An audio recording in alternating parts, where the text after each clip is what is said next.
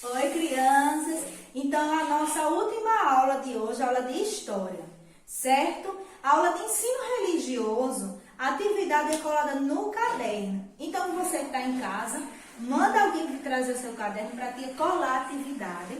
Você vai ler o texto dessa atividade e responder, tá certo? Sobre os ensinamentos de Jesus, algo muito simples que com certeza você já deve conhecer, ser contada pela igreja onde você frequenta, né? A sua igreja católica ou a igreja evangélica, ou até mesmo nas séries anteriores, são historinhas sobre ensinamentos de Jesus, ok? Algo bem simples, com certeza você vai conseguir fazer. A nossa aula de história é na página 18, com o título Quem escreveu a história? O que é história? Você já se perguntou o que é história, né? Normalmente, nós conhecemos a história do nosso país, né? Da nossa cidade onde a gente mora e a nossa própria história. Afinal, cada um de nós temos a nossa própria história. Você tem uma história, eu também tenho uma. A minha história é diferente da sua, porque eu nasci em uma família com outros pais. E você, do mesmo jeito, nasceu em uma outra época, com pais, né, com outros pais, e assim cada um vai formando a sua história. Nós seres humanos, nós nascemos em sociedade, e nessa sociedade a gente segue algumas regras dessa sociedade, por exemplo, na escola. A gente vem para a escola estudar, a gente conhece outros coleguinhas, interagem e a gente tem a nossa própria história e a nossa própria, que cria a nossa própria história e as nossas próprias regras. Aqui na escola tem regras e na sua casa também tem regras. A igreja onde você vai ter regras, em todo lugar que a gente vai ter regras. Essas regras é para que a gente possa viver bem, nos ajudar a viver bem uns com os outros. Desde que nós nascemos, a gente escreve a nossa história, certo?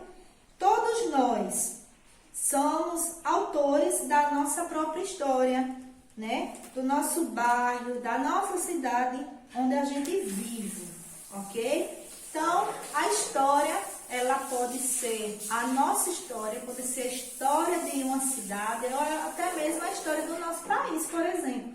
Como começou? Como foi formado o nosso país, Brasil, onde a gente mora?